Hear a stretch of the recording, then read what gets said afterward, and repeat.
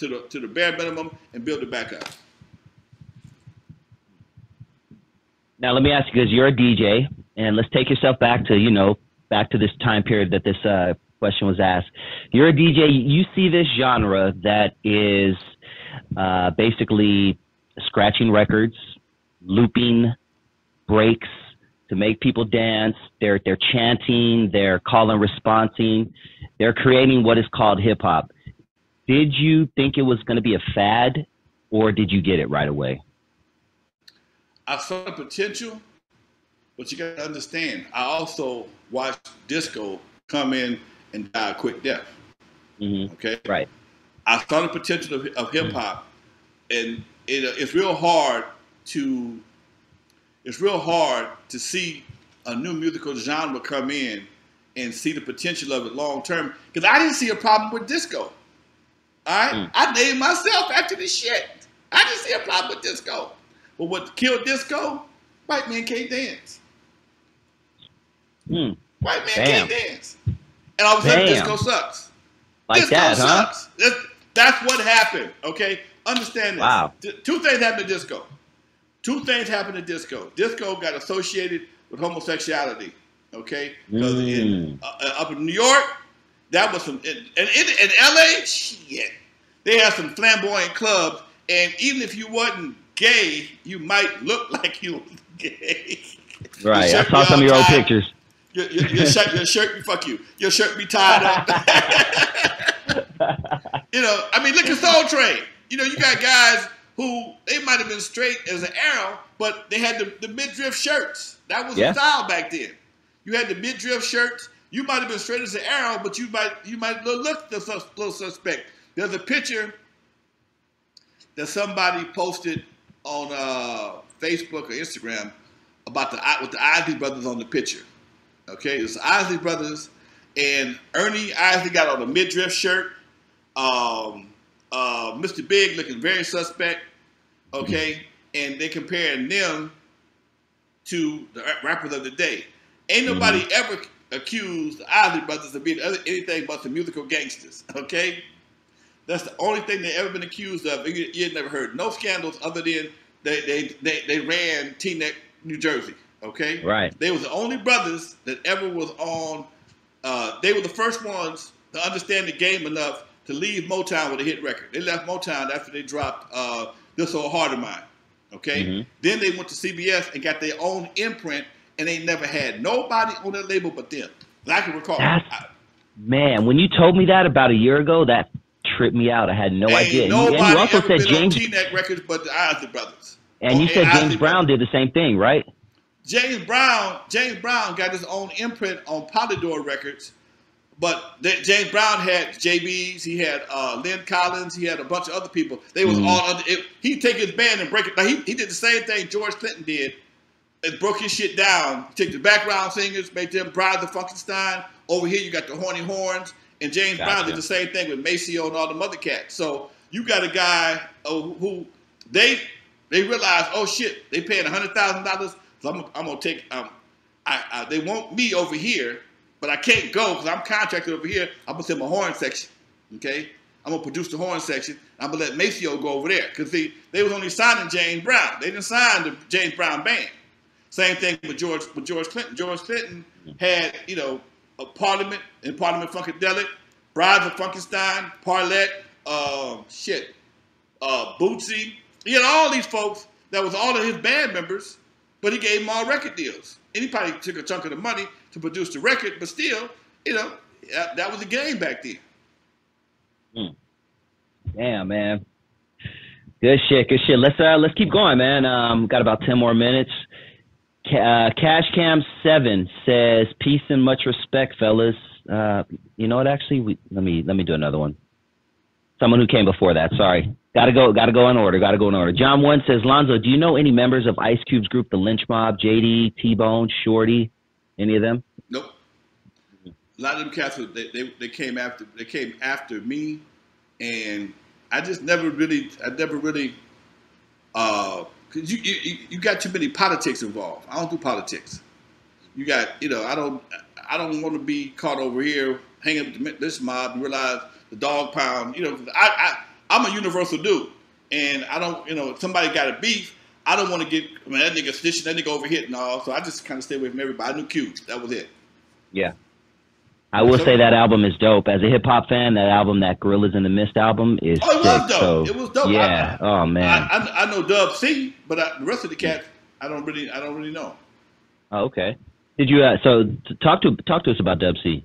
I mean, I met him at the premiere Straight Outta Compton, man. We, him, Exhibit, a lot of cats who I never really kicked it with. When I walked up and went to shake their hand, they know exactly who I was. We kicked, I got pictures with them all, hanging out in the on the set from Straight Outta Compton. We didn't, Dub C talked about robbing cats at the sports arena and shit like that. It was, and I saw him. He was talking to Bone from Anthony Park. So me and Bone was cool.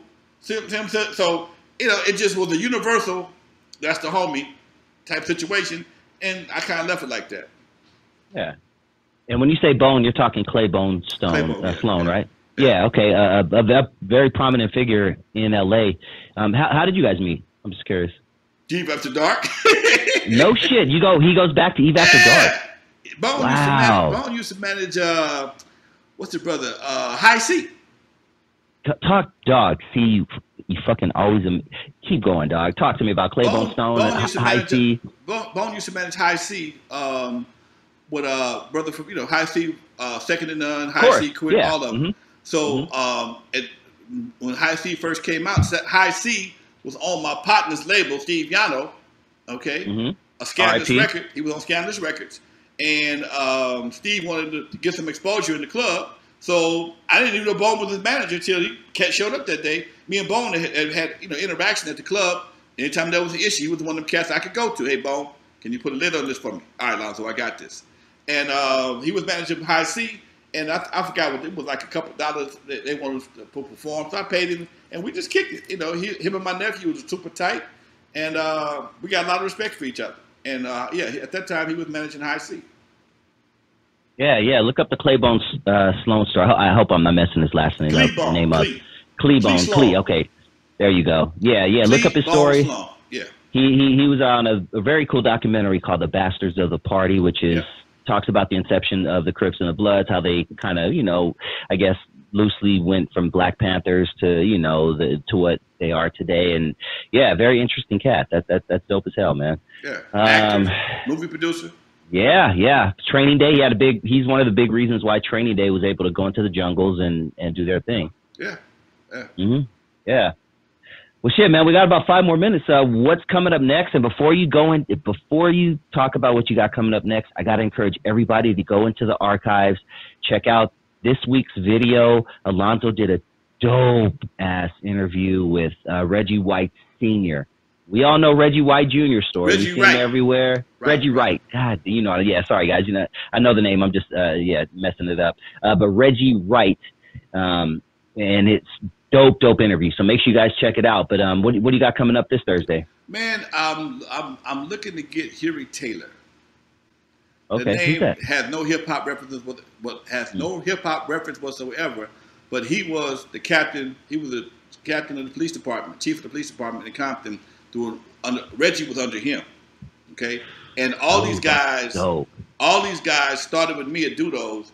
They were sergeants and captains and lieutenants, and I was the hustle. I'm paying cash, and and somebody asked me how did it work. I said, well, look, I had the homies on the inside. Okay, I had 3 police on the outside, pretty much that outside to watch the money and keep the bullshit down. Okay, and the homies had understood that. Look, man, if you start some shit, the police are standing right there. We ain't got to call nobody. They're going to handcuff you and call the police. Call a car, pick your ass up. Do you want that heat or not? No, man, that's cool. No problem. Oh, man. That was my simple ass security solution. I had cats in the club, in the spot from the neighborhood. They got in free, and they kept a lid on the shit. Because, this shit could go down. Because at Dudos, you got Yuma Village, you got Pyru, you got a few Crips come through there from time to time, and it could go down. But because the people felt safe because I had cops there, and they was all had big old uniforms, say police. They was they was in their jeans and shit, but it said police, and you walk past them. You got three. You got Reggie, my cousin, Huey, or somebody else standing out there looking like they're ready to take a motherfucker to jail. Damn. All right, have a good time. Okay. Don't make me do my job. All right, sir. Okay. And when they walked in to do those, first thing they saw was the police. Okay, if you ain't gonna start no shit, you felt safe, and if you was gonna start some shit, you thought about it twice. Mm-hmm. Because you don't have to call the police. All you gotta do is call the car to pick your ass up. Okay. Damn. Reggie was notorious for he hook a nigga up, and I got to call the car or what to go home. Okay. Yeah, go home. Just go home. Okay. And all right, man. That's the kind of cat he is. Okay. Damn. That's the kind of cats I had working with me at Dudos. So they knew they got to see these guys again. And I was saying that on the show, I got a lot of crazy ass questions to ask Reggie on the show. And I'm not Vlad, man. I'm not Vlad. I know these people, man. I got to see this brother again. This brother did a favor for me. He ain't did nobody else's show but mine. I'm not. Yeah, I've never ever seen him anywhere else. I'm not going to embarrass him or try to blindside him with some shit that can't verify. Okay, that's my dude. Okay, he had my back before all this shit jumped off, and we still cool. I just saw him at a family function that Saturday. That's how the whole thing got reignited. I'm at a family function, and there Reggie is. Okay, so I got to see these people again. I'm not like Vlad. I don't just go back home to my heels and close Calabasas. The gate. I don't go to, I still got to go to goddamn Boys Market, motherfucker. You gotta hit that. Yeah, you gotta hit that barbecue spot up in Bellflower. I gotta hit the barbecue spot. I'm going to the gas station, go see me a Smart Fountain, and my black ass might be in and out on the weekend. So I don't need that bullshit in my life, man. So that's why I don't do. Yeah. I don't do certain type of interviews. It don't pay for me. You know. That's why I've always tried to be a square player. I can't afford to move, man. Where the fuck I'm gonna move to? So I don't do dumb shit. So niggas they gotta come looking for me at my house. Motherfuckers know where I live at, but ain't nobody looking for me like that, and that's why I like it. Okay. Yep. That's why I ride the wave. I stay right there in the goddamn middle. Just say no. I love that shit. That's what I love about you, man. That's Gemini's, man. Yeah, it's always a pleasure, Lonzo. I'm telling you, man. You always teach me new shit. You taught me 2 new things tonight that I had no idea you were even involved in or had your roots to them. But it's dope, man. It's a pleasure doing this show with you every Tuesday, man. Man, it's a pleasure to sit here and be able to drop this knowledge because, it's when you have a history like mine, the average interviewer won't let me flow. They're gonna try and let me do my, They want to be the sharp. They want to ask the sharp questions, the same basic questions. They don't let you flow, and this is what I like about this show here with me and you, because you have an interest and you allow me to do my thing. And obviously from the chat room, they fit in what we do. Yeah, man. Yeah. Before we go, real quick, 55 people in the building to end it. Let me give some shots out real quick to people in the. Let's see, we got Maxie Mix M. We got Derek Mallory, and before I go on, if I didn't get to your question, I promise you I copied it and I put it in my notes here, and we will get to it next week. Miami 808, shout out to you. Matt Thies, Kenneth Stanford, thanks for contributing to the show tonight. John, I got you next week on your question. Sir Le Royale, American Maker, Eazy G, Rock BG, Christopher Harris. It just goes on and on, man. Lonzo, call it a night, baby. The world champion of West Coast hip-hop right here. From the West Coast to the East Coast and everything in between, folks, you're live with Lonzo, the Godfather of West Coast Hip Hop, and my man, the Dusty One, Dusty Vision, folks. Check him out on YouTube. Also, do not forget to download the Homegrown Media Network channel on Roku. I just did a whole bunch of interviews that will not be on YouTube. They will not be on interview. A whole bunch of stories that will not be on YouTube. The trailers will. But the stories are only going to be on my TV channel. So I'm blowing the TV channel up. Tell folks, check it out, folks. Also, if you're an artist, you have a video, you want to do a video and an interview with me on my new show. I'm starting probably on Saturday nights in about 2 weeks. I'm accepting submissions right now. Hit me up, Real Lonzo N.W.A, folks. Videos and interviews. It's going to be a fee, but it's going to be worth it, folks. We're going to put you live. We're going to introduce you to the world on Roku on Saturday nights, folks. It's going to be all right. All right. Peace, y'all. Thank you for watching. Yeah, peace.